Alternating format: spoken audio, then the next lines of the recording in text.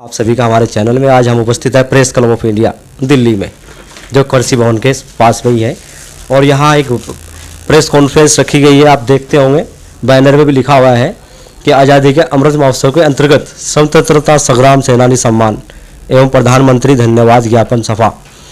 तो ज्ञापन सभा में मौजूद हैं श्री प्रसाद प्रजापति, जो स्वतंत्रता संग्राम सेनानी हैं। और जानते हैं इनसे कि इन्होंने जो प्रेस क्लब में जो प्रोग्राम कार्यक्रम किया है प्रेस कॉन्फ्रेंस का, उस संबंध में। हाँ जी, आपका स्वागत है।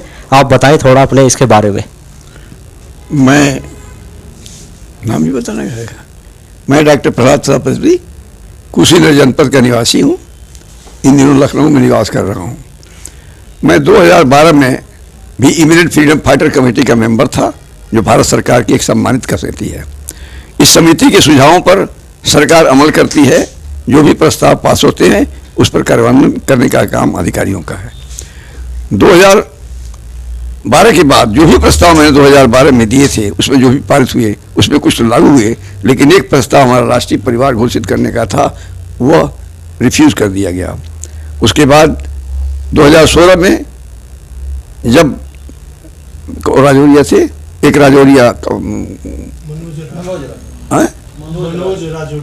मनोज राजौरिया ने freedom fighters and their families act का एक्ट बनाने के लिए जो प्रस्ताव दिया था व्यक्तिगत, वह उस पर चर्चा नहीं हो पाई और बात नहीं हो पाई।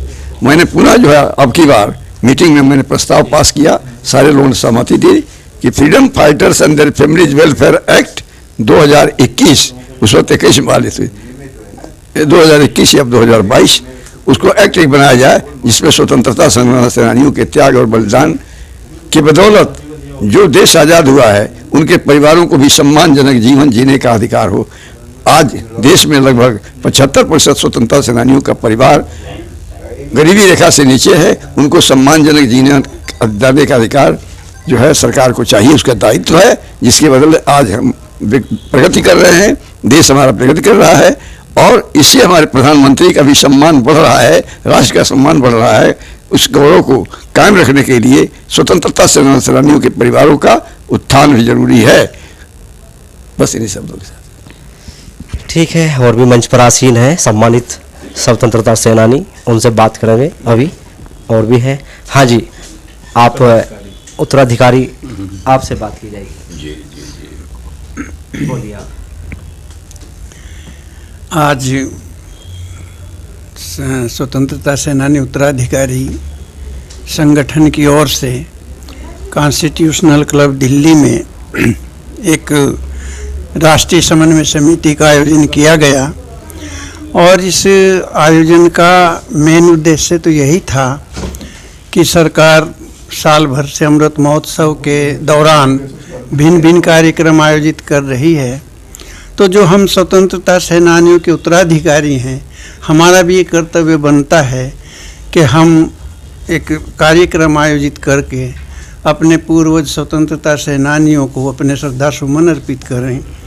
और जो स्वतंत्रता सेनानी हमारे बीच हैं उनको हम सम्मान दें, सम्मानित करें। इसका मुख्य उद्देश्य ये था जो आज हमने किया। जो आज स्वतंत्रता सेनानी हमारे बीच उपस्थित हैं, जैसे प्रजापति जी हैं और वो आनंद लक्ष्मण जी हैं, और वो एक 112 वर्षीय स्वतंत्रता सेनानी लेखराज जी हैं। उनको हमने सम्मानित किया, उनके चरण स्पर्श करके हमने आशीर्वाद लिया। और जो स्वतंत्रता सेनानी अब हमारे बीच नहीं है, उन सबको भी हमने अपनी ओर से श्रद्धा सुमन अर्पित किए।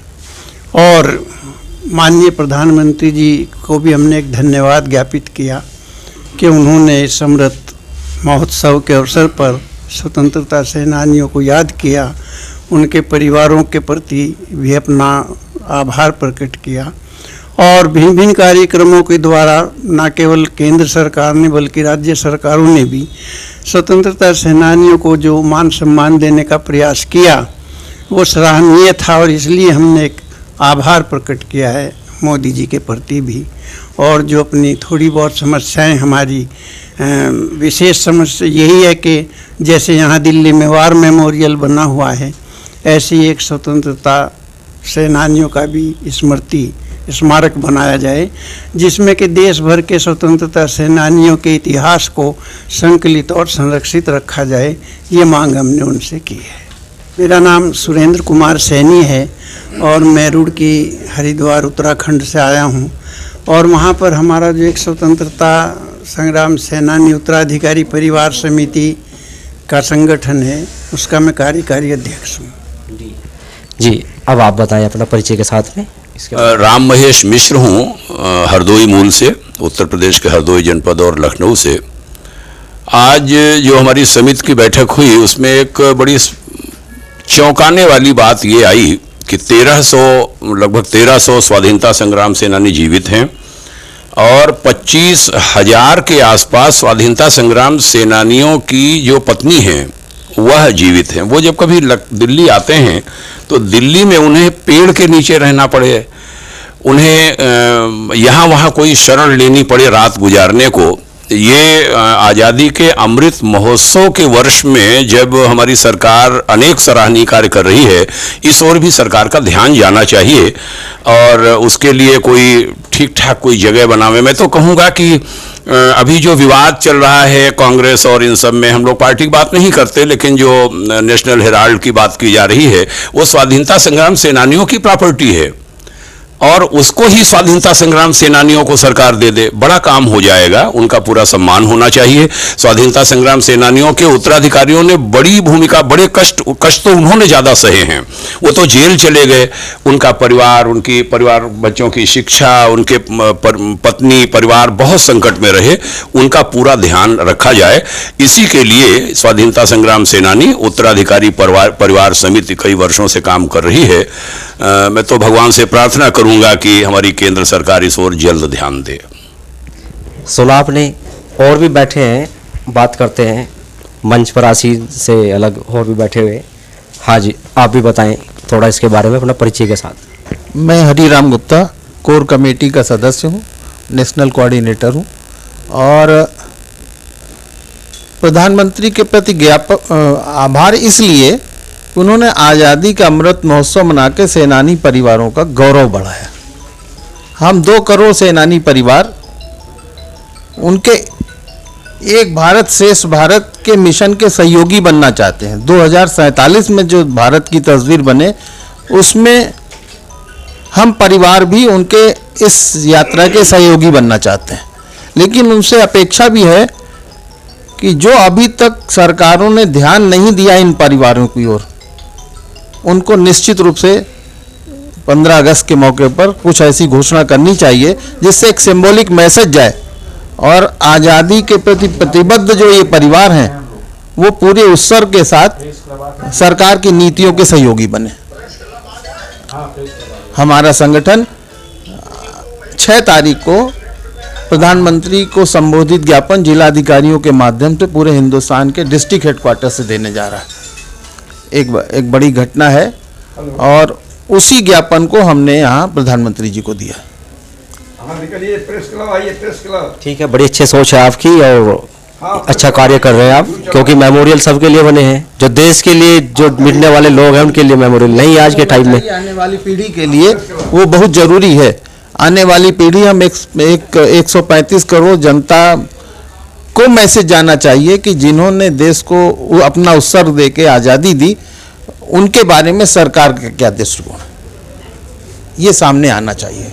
जी बिल्कुल, आप भी कुछ बताना चाहेंगे अपने परिचय के साथ? बिल्कुल, मेरा नाम कुमार पटेल हुआ, मैं ये समन्वय समिति का सदस्य हूँ और बिहार से आया हूँ।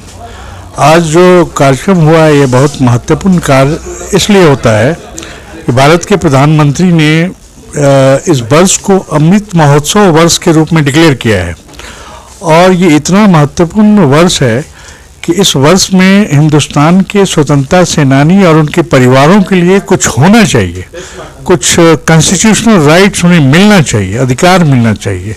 राष्ट्रीय स्तर पर एक संस्था का निर्माण हो जो कि पूरे देश के स्वतंत्रता सेनानी और उनके परिवारों की देखभाल करे और उनके लिए नियम कानून जो भी हो वो उस संस्था के माध्यम से बनाई जाए, जो अखिल भारतीय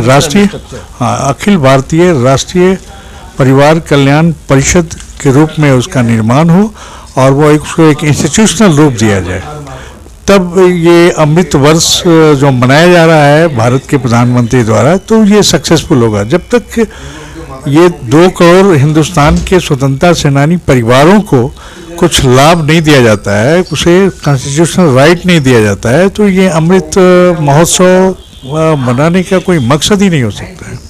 इसलिए इसका मेन ऑब्जेक्टिव यही होना चाहिए कि देश को, भारत के प्रधानमंत्री ने यह डिक्लेयर भी किया है कि हम स्वतंत्रता सेनानियों के सपनों का भारत बनाएंगे। तो सपनों का भारत तभी बनेगा जब उन्हें मुख्य धारा में, राष्ट्र की मुख्य धारा में जोड़ा जाएगा। और जब मुख्य धारा में जुड़ जाएंगे तो स्वाभाविक है कि ये भारत जो है एक ये श्रेष्ठ भारत का निर्माण होगा और स्वतंत्रता सेनानियों के सपनों का साकार सामने नजर आएगा। धन्यवाद। रहे हैं और एक और महिला है। हाँ जी, आप क्या कहना चाहेंगे? अपने परिचय के साथ बताइए। बाबा भी फ्रीडम फाइटर है, मेरे पिताजी भी स्वर्गीय रामायण राय हिंदुस्तान रिपब्लिकन आर्मी के सदस्य रहे सुभाष चंद्र बोस जी के साथ। और मेरी यही मांग है, मैं मोदी जी को धन्यवाद देती हूँ कि सब जगह तिरंगा झंडा लहरा रहे हैं। और हमारे लिए फख्र की बात है कि आज़ादी का अमृत महोत्सव मनाया जा रहा है। लेकिन जो सपना हमारे पूर्वजों ने देखा था, बिल्कुल डेमोक्रेसी नहीं है, सब जगह जो है वो बंदिश लगी हुई है और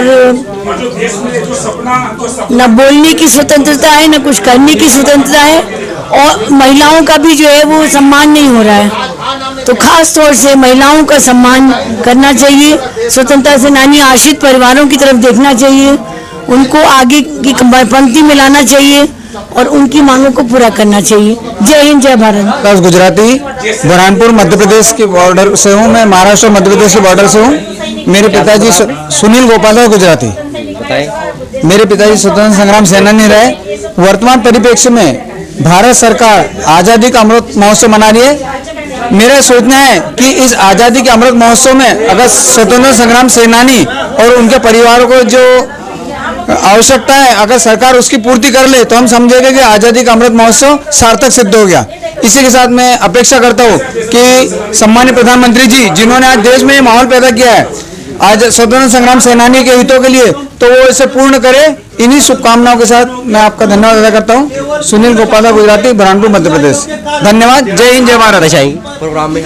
प्रोग्राम बहुत अच्छा हुआ। जो स्वतंत्रता सेनानी के उत्तराधिकारी हैं, जो इन्होंने प्लानिंग बनाई है, जो कुछ इन्होंने आपस में मिलकर विचारों को इकट्ठा करने के बावजूद कि हम अपने भारत के लिए, अपने स्टेट के लिए, अपने स्वतंत्रता परिवार के लिए, अपने बुजुर्गों ने जो मतलब कुर्बानी की है उसको ध्यान में रखते हुए उनको समझाते हुए बताएंगे कि भाई छाती ठोक के बोलो कि हम किस परिवार से संबंधित हैं। आज का वातावरण जो दूषित होता जा रहा है दिन प्रतिदिन, उसके लिए सारे जितने भी स्वतंत्रता सेनानी अधिकारी हैं अपने को पहचानेंगे और एकत्र होकर विदाउट पार्टी, एक पार्टी बनकर समाज के प्रति, देश के प्रति अगर श्रद्धा और प्यार और ताकत दिखाएंगे तो कोई भी दुनिया की ताकत न तोड़ सकेगी न झुका सकेगी।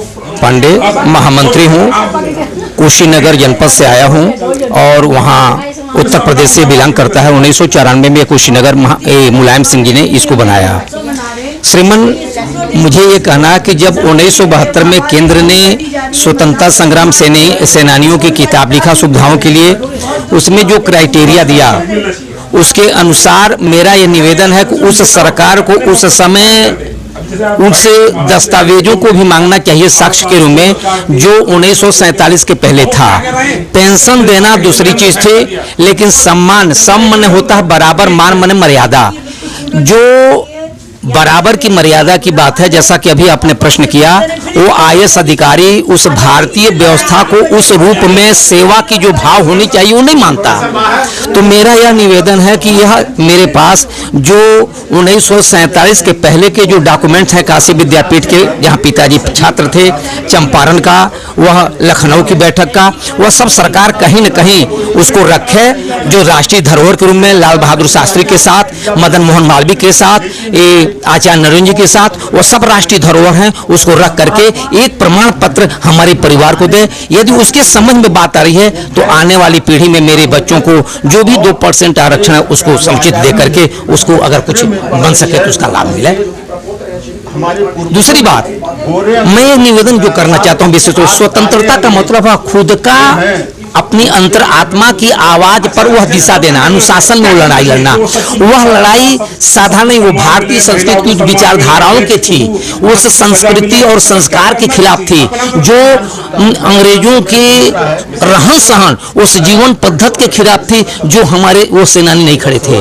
आप पढ़े लिखे लोग जब खड़े हुए तब आंदोलन का रूप वहां उस समय बदला। लड़ाई तो बहुत पहले 1857 से पहले चल रही थी, लेकिन जब cream brain, LLB, LLM, engineer, वैज्ञानिक, साहित्यकार जैसे दयानंद सरस्वती खुद एक स्वतंत्रता संग्राम सेनानी थे, ये जो साईं बाबा हैं खुद एक स्वतंत्रता संग्राम सेनानी थे, फड़गे, बलवंत, पूर्णचंद, ये तमाम जो आध्यात्मिक चेतना महर्षि अरविंद जी के तपस्या का परिणाम जो यह आंदोलन हुआ, उसका स्वरूप जो सही भारत के लिए जो होना चाहिए वो नहीं बन पाया।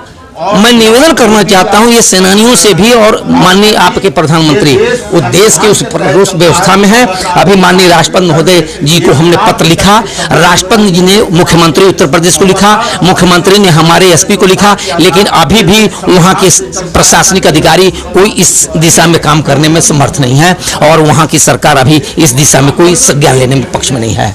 अभी हमारे 24 तारीख को यह संस्कृति मंत्रालय से भी लोग गए थे, जिसमें 5 VC थे, करीब 20-25 उसमें प्रोफेसर थे। मैं फिर पुनः कह रहा हूं, जिस सांस्कृतिक और संस्कार को लेकर के, जिन विचारधाराओं को लेकर के लड़े, वह संस्कृति और विचारधारा का भी आज की तारीख में अपने ही द्वारा गला घोंटने का कहीं न कहीं प्रयास चल रहा है, जो कदापि उचित नहीं है। अतः आप लोगों के माध्यम से मैं चाहता हूं उस संस्कृति, संस्कार, उस जीवन पद्धति को भी जो सेनानियों का था वो रखा जाए। जय हिंद, जय भारत। तो थे तो आज के टाइम में क्या स्थिति है स्वतंत्रता सेनानी की? अभी तो यही नहीं स्पष्ट सरकार कर पाए 75 साल के बाद भी कि देश की वास्तविकता क्या है। जैसे कि बहुत लोग जान दिए, कुर्बानियां दी गई, लेकिन उन्हीं की लिस्ट समुचित इस देश में जिले वाइज, ब्लॉक वाइज समुचित नहीं है। उसमें बहुत से ऐसे लोग कैसे छूट गए ये मेरे समझ में नहीं आ रहा है। मेरी उम्र 62 साल की है, लेकिन मैं देख रहा हूं कि जो लोगों की उम्र आज कम से कम 100 के करीब में पहुंच रहे हैं, वो अभी बताने में असमर्थ हैं। तो मेरा यह निवेदन है कि जो आप ये प्रश्न कर रहे हैं, वह कुर्बानियां निश्चित रूप से कुर्बानी बहुत हैं, लेकिन उसकी भी समुचित लिस्ट हम लोगों के पास, आने वाली पीढ़ी के पास तो वो भी नहीं मिलेगी आने वाले समय में। तो इस नाते पहले उसका भी संकलन होना चाहिए और वो भी संग्रहालय में रखा जाना चाहिए। देखा आज के दौर में जो है स्वतंत्रता जो संग्राम सेनानी है उनकी स्थिति बहुत ही डाउटफुल है। रीजन क्या है? मान लिया कोई अस्पताल में जाएंगे, अस्पताल में जहाँ छूट होती है वहाँ वो बताएगा कि वह स्वतंत्र सेनानी हो, तो वहाँ भी और झीला वाली चलती है, हिला वाली चलती है, लापरवाही चलती है। यानी कुल मिला के भी जो है स्वतंत्र सेनानी पर पूर्ण तरह से ध्यान नहीं दिया जा रहा, नहीं दिया जाता है ना। इसकी वजह से जो भी आज भी है उनकी स्थिति ऐसी कैसी बनी हुई है जी, ना कोई मेमोरियल है ना कुछ है, जबकि देश को चलाने वाला सैनिक ही होता है जी। निश्चित रूप से आपके विचार से मैं सहमत हूं, और मैं कहना चाहता हूं कि निश्चित रूप से यह त्रुटि 1972 में जब यह बनने की बात आई, तभी यह पूरी उसमें जो आज सरकार कर रही है वो सांस्कृतिक रूप में संस्कार की जो संस्कृति रही है उन विचारधाराओं की, क्योंकि मनुष्य विचारधारा ही है और जैसा विचारधारा वैसा ही उसका कर्म होगा। उस विचारधारा और कर्म को ही नहीं महत्व दिया गया, बल्कि पद और प्रतिष्ठा, योग्यता और सफलता को दिया गया। यह विकृतियां का कारण बना। आज भी मेरा कहना कि पद, प्रतिष्ठा, योग्यता, सफलता नहीं उस स्तर की है जैसे आज जो माननीय राष्ट्रपति जो हैं या प्रधानमंत्री, और उस काल जैसे लाल बहादुर शास्त्री, पंडित जवाहरलाल नेहरू या उस कालखंड के जो लोग थे, उसमें विचारों में अंतर है, उनके क्रियाकलापों में, जीवन पद्धति में अंतर है। वह मैं कहना जो चाहता हूँ, स्वतंत्रता का मतलब इतनी संकीर्ण और संकुचितता का परिचय नहीं हो, वो आपकी वह सांस्कृतिक है, वो आपकी उस विचारधारा का बात है, उस सत्कर्मों की वो बात है जिसको हमारे महापुरुषों ने देखा किया। नहीं तो दयानंद सरस्वती सिंह को क्या जरूरत थी उस आज़ादी में उतरने के लिए, वो पूर्णचंद्र को क्या जरूरत थी उस उतरने में, आज उस साईं बाबा को उतरने की क्या जरूरत थी। इतने ही नहीं, अरविंद, महर्षि अरविंद को अपनी उस साधना में उतरने की क्या जरूरत थी। मोहनदास करमचंद गांधी भी तब उतरे जब उनको जाना पूरा देश ने, चाहे विश्व ने, जब वो महात्मा की श्रेणी में खड़े होकर के इस देश की आज़ादी की बागडोर उन्होंने देखा। उसमें भी अभी आचार्य नरेंद्र देव, उसी काशी विद्यापीठ के बहुत से ऐसे लोग हैं जिनको आज उस जिस रूम में आना चाहिए नहीं आ पाए, उसी बिहार के बहुत से ऐसे लोग जिनको आना चाहिए नहीं आ पाए। इस नाते मैं निवेदन कर रहा हूं कि सरकार पुनः, और मुझे लगता है कि आज के संवेदनशील हैं प्रधानमंत्री जी, महामहिम राष्ट्रपति महोदया जी, तो वह कम से कम इस पर विचार करें, वह सब आ जाएगा तो सारी शंकाओं का समाधान हो जाएगा। देखा प्रेस क्लब में आज प्रेस वार्ता है स्वतंत्रता सेनानियों जो संग्राम में थे, उनके बुजुर्ग और उनकी प्रथम पीढ़ी यहाँ पे है जो मौजूद है, तो वो अपनी मांगों को लेकर के है यहाँ। वो भी चाहते हैं कि हमारे जो है देश में जिस तरह का सम्मान और लोगों को दिया जाता है, सब MP को दिया जाता है और मंत्री है उन्हें दिया जाता है, मेमोरियल है, तो इनके लिए भी मेमोरियल होना चाहिए क्योंकि देश के लिए तो यही है। तो इसलिए जो भी मांगे हैं इनकी जायज है तो मान लेनी चाहिए। श्रीमन मैं आपके सामने रखा हूँ, खुद मेरे पास अब काशी विद्यापीठ के हैं, आप तिरंगा के साथ उनके फोटो हैं, जरा देखें आप, वो 37-38 के हैं। आज सरकार खुद वो कह रही कि मेरे पास नहीं है, ये भारत माता की। मदन मोहन मालवीय, जैसे मैं कह रहा हूँ आप देखें, ये तिरंगा के साथ काशी विद्यापीठ की 1936-37 की है जी, ये मेरे पिताजी हैं जी, और ये सारा उस समय लाल बहादुर शास्त्री या आचार्य नरेंद्र या तमाम लोग हैं जो वहीं से दिशा दिए जी। और फिर देखें ये भारत माता मंदिर, जहाँ लाल बहादुर शास्त्री, आचार्य नरेंद्र, सभी लोगों के साथ का फोटो है। ये मदन मोहन मालवीय ने जिन्होंने सामूहिक रूप से जनेऊ कराया, उसके ऊपर भी तिरंगा आपको दिखाई देगा। ये संस्कार में भी जो राष्ट्रीयता थी, ये मैं कहना चाहता हूँ। ये चंपारण, पश्चिमी चंपारण का फोटो जो 1937-38 का है, ये दुर्लभ चीजें हैं जो मेरे संग्रहालय की चीजें हैं, इसको रखा जाना चाहिए। ये मेरा पूरा परिवार कुनबा, ये देखें बाबा राघवदास जी आए मेरे घर का, जब ढाहने का काम हुआ तो बाबा राघवदास, रामधारी पांडे, तमाम लोग आए, जिसका उस समय का फोटो है जो जलाने का प्रयास किया गया। दरअसल अंग्रेज नहीं इतना नुकसान किए, उस समय अंग्रेजों के जो पिट्ठू थे वो ज्यादा नुकसान किए जी। चलो ठीक है, आपकी अच्छी बात लगी है, धन्यवाद जी, धन्यवाद जी। अब मैं स्वतंत्रता सेनानी सम्मान एवं प्रधानमंत्री कृतज्ञता ज्ञापन सभा रखी थी। इसमें हमारे देश भर के 22 प्रांतों के प्रतिनिधि यहाँ सम्मिलित हुए। हम 6 अगस्त को पूरे देश भर में 742 में से 243 जिलों में स्वतंत्रता संग्राम सेनानी सम्मान यात्रा निकाल रहे हैं। हम माननीय प्रधानमंत्री जी को धन्यवाद देने के लिए यहाँ आए हैं कि उन्होंने अमृत महोत्सव वर्ष घोषित किया और उसमें जो विविध कार्यक्रम केंद्र सरकार और राज्य सरकारों द्वारा चलाए गए, उससे हमारे स्वतंत्रता संग्राम सेनानियों तथा उनके परिवारों का सम्मान बढ़ा है।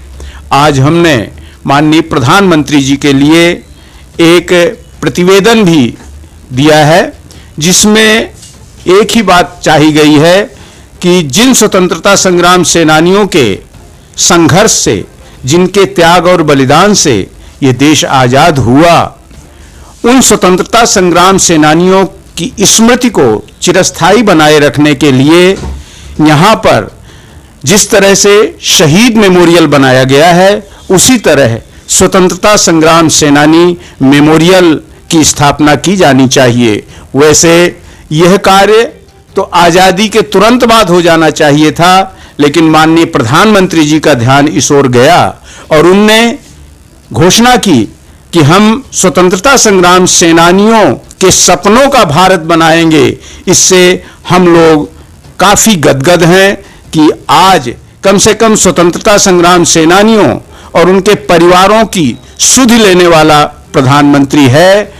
उनसे एक ही निवेदन करेंगे कि जल्दी से जल्दी 15 अगस्त को लाल किले की प्राचीर से एक तो स्वतंत्रता संग्राम सेनानियों के लिए राष्ट्रीय स्मारक, राष्ट्रीय मेमोरियल बनाने की घोषणा करें और इसके साथ ही संवैधानिक पदों पर जहां मनोनयन की प्रक्रिया होती है, हमारे 2 करोड़ सेनानी परिवार पूरे देश भर में स्वतंत्रता सेनानी और शहीदों के हैं, उनमें से कम एक प्रतिनिधि राज्यसभा में, जहां विधान परिषद हैं वहां विधान परिषदों में, जहां नगर निकायों में मनोनयन करने की प्रक्रिया होती है वहां उन नगर निकायों में, और केंद्र सरकार की विभिन्न कमेटियां होती हैं, उन कमेटियों में भी स्वतंत्रता संग्राम सेनानी परिवारों के प्रतिनिधियों को सम्मिलित करें। इसके साथ ही हमने निवेदन किया है कि अभी भारत सरकार द्वारा स्वतंत्रता संग्राम सेनानी परिवारों के हितों की रक्षा के लिए एक एमिनेंट कमेटी का गठन किया जाता है, उसमें स्वतंत्रता संग्राम सेनानियों को रखा जाता है। हमारा सौभाग्य है, हम चाहते हैं कि ये हमारे स्वतंत्रता संग्राम सेनानी अनंत काल तक जीवित रहें और इसी तरह एमिनेंट कमेटी के सदस्य बन करके वो मार्गदर्शन करते रहें, किंतु अब उनकी संख्या बहुत कम हो गई है। इसलिए हम चाहेंगे कि अब इस एमिनेंट कमेटी में स्वतंत्रता संग्राम सेनानियों के साथ ही भारत के प्रत्येक प्रांत से स्वतंत्रता संग्राम सेनानियों के हितों की रक्षा करने वाले संगठनों के प्रतिनिधियों को भी सम्मिलित किया जाए, जिससे वहां स्वतंत्रता संग्राम सेनानी परिवारों की पीड़ा रखी जा सके और उनका समाधान हो सके। इसके अलावा हमने माननीय प्रधानमंत्री जी से निवेदन किया है कि आज विभिन्न न्यायालयों में और गृह मंत्रालय में स्वतंत्रता संग्राम सेनानियों की न जाने कितनी फाइलें पड़ी हुई हैं, उनको इस अमृत महोत्सव के उपहार के रूप में जल्दी से जल्दी उनका निस्तारण करें और उच्चतम न्यायालय में जो हमारा केस चल रहा है, हमारे जो पंजाब हरियाणा न्यायालय ने हमारे पक्ष में फैसला दिया था, उसको तत्काल लागू करें, जिससे पूरे देश भर के स्वतंत्रता सेनानी परिवारों का हित हो सके। हम बहुत बहुत धन्यवाद देते हैं और आशा करते हैं, हमारी उम्मीद है कि हमारे स्वतंत्रता सेनानी परिवारों के संरक्षण करेंगे, अन्यथा हमारी स्थिति वही होगी जो आज गौरैया पक्षी की हो रही है। कहीं ये स्वतंत्रता संग्राम सेनानी प्रजाति ही विलुप्त न हो जाए, इसलिए हम निवेदन करेंगे कि इस ओर माननीय प्रधानमंत्री जी का और सरकार का ध्यान जाना चाहिए। जय हिंद। प्रेस वार्ता हो ही रही है और एक और बैठे हैं जाबाज स्वतंत्रता संग्राम सेनानी। हाँ जी, आप अपना परिचय देते हुए बताएं। मैं ब्रह्मचारी सिंह बिहार से आया हूँ। 12 अगस्त से 2022-15 अगस्त को अमृत महोत्सव समाप्त होने जा रहा है। मैं प्रधानमंत्री का निजी ध्यान आकृष्ट कराना चाहता हूँ कि जो सम्मान स्वतंत्रता सेनानी को मिला था वही सम्मान उत्तराधिकारी को दिया जाए। जैसे कि पहला है राष्ट्रीय परिवार घोषित किया जाए, दूसरा है पेंशन उत्तराधिकारी को दिया जाए, तीसरा है रेल पास फ्री दिया जाए, चौथा है मेडिकल और पांचवा है शिक्षा और आवास उनके परिवारों को दिया जाए। स्वतंत्रता सेनानी के प्रथम पीढ़ी को देश में 1,71,000 स्वतंत्रता सेनानी है। बिहार से आते हैं सबसे ज़्यादा स्वतंत्रता सेनानी, 25,000 स्वतंत्रता सेनानी बिहार से आते हैं, बिहार में है। मैं इन्हीं शब्द के साथ मैं अपना वाणी को समाप्त करता हूँ। धन्यवाद। और भी जाबाज स्वतंत्रता सेनानी हैं मौजूद। हाँ जी, आप भी थोड़ा बताएं अपने परिचय के साथ में। मैं सन 1942 में 14 अगस्त को हरिद्वार में शहीद हुए 17 वर्षीय जगदीश प्रसाद वत्स का भांजा हूँ। जगदीश प्रसाद वत्स उस समय ऋषिकुल आयुर्वेदिक कॉलेज के छात्र थे और उन्होंने 13 अगस्त की रात में एक योजना बनाई अंग्रेजों भारत छोड़ो आंदोलन में विद्रोह करने की, और 14 अगस्त को उन्होंने हरिद्वार में तिरंगा फहराते हुए पहले सुभाष घाट पर गोली खाई, फिर डाकघर पर गोली खाई और फिर हरिद्वार रेलवे स्टेशन पर पाइप के सारे तिरंगा फहराया। उसी वक्त वहाँ पर जीआरपी के इंस्पेक्टर आ गए, प्रेम शंकर श्रीवास्तव। उन्होंने जैसे ही वो आए तो उन्होंने उनके पैर में घुसा मारा और जगदीश वत्स जो है वो उनको गोली मार दी प्रेम शंकर श्रीवास्तव ने, जिससे वो घायल हुए और फिर अकेले रेलवे इंजन में रख करके उनको देहरादून ले जाया गया मिलिट्री हॉस्पिटल। आज़ादी तुम्हारा खून की कुर्बानी मांगती है, इसके दरवाजे पर तुमको सब कुछ निछावर करना होगा, अपनी जान, अपनी दौलत, अपने औलाद। अलरगज अब तक तुमने सब कुछ दिया, सोने चांदी के खजाने, फटकते दिल धड़कते दिल, फटकते दिल धड़कते बाजू, आज़ादी के प्यास इतने में नहीं बुझती, आज़ादी के प्यास इतना नहीं बुझती। अलरगज नहीं बुझती, मगज आज़ादी के प्यास नहीं बुझती। आज मातृभूमि के सिर चढ़ाने वाले पुजारियों को ज़रूरत है। नेताजी ने फिर कहा आज़ादी के लड़ाई में फतेह की सुर की लहू की बूंदों से लिखी जाती है। इसलिए मैं वादा करता हूँ कि तुम मुझे खून दो, मैं आज़ादी दूंगा। जय हिंद, जय भारत।